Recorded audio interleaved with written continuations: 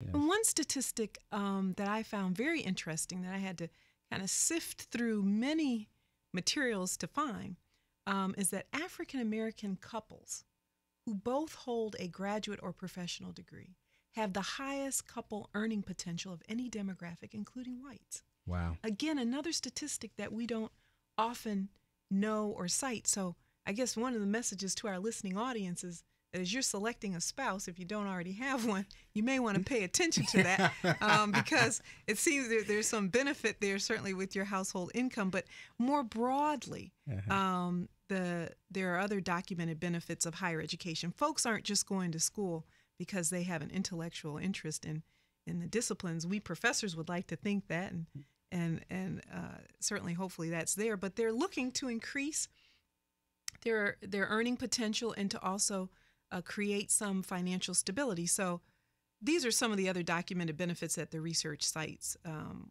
relative to pursuing higher education or having a college degree. First, increased earnings, which I've said lifelong earnings, greater fringe benefits. Folks who have college degrees are more likely to have better and more stable fringe benefit packages, better working conditions, better ability to select appropriate savings instruments. Very interesting, especially for your audience. Sure. Better health and longer life, lower disability rates, fewer unwanted children, better health for their offspring, tendency, as I mentioned before, to select spouses with higher earning potential. So if you make more money, you're more likely to select someone, they say, who makes more money. Sure. Tendency to make better informed purchases, and a tendency to raise children in ways that enhance their formal schooling effects, and an increased likelihood of raising children who themselves will go on to attend a college. One thing I don't think we've gotten to the point of doing in our community yet is we've fought the education battle, increasing the percentage of African Americans who go on to college and graduate and professional schools. But we've not yet, I think, conquered the intergenerational wealth transfer. Wow. So while college attendance or attendance in graduate and professional schools has translated into increased earning, and income is not wealth. Right. And it certainly may not transfer into intergenerational wealth.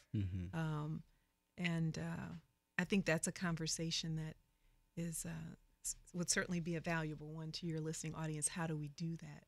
That's not my area of expertise, but yeah. Perhaps I could comment. Yes, please. But that's interesting because two things, and I think can point to this one couple or family that I'm going to highlight here that happens to be our first family.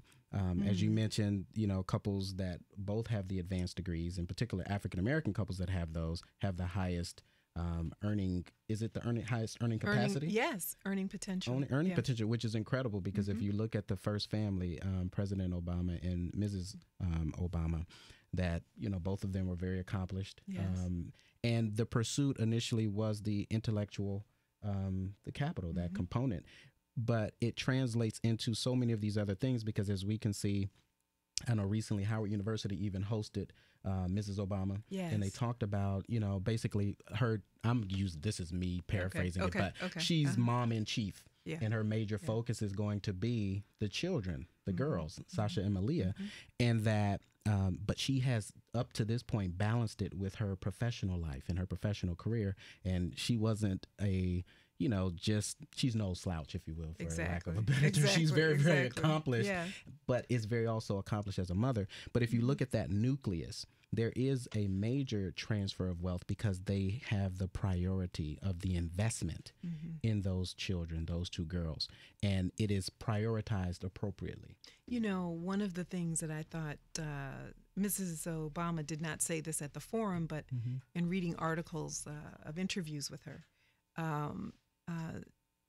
I think she and President Obama were not committed to remaining in corporate America, interestingly enough. And if you look at their career trajectory, certainly President Obama vested himself in community development, and then, being a senator is a government job. Sure. And Mrs. Obama worked at the University of Chicago hospitals. She was in corporate America for some time, But again, they vested themselves in university and government positions, which are stable. They're not known for being unusually high paying, but I think people underestimate the earning potential in those fields.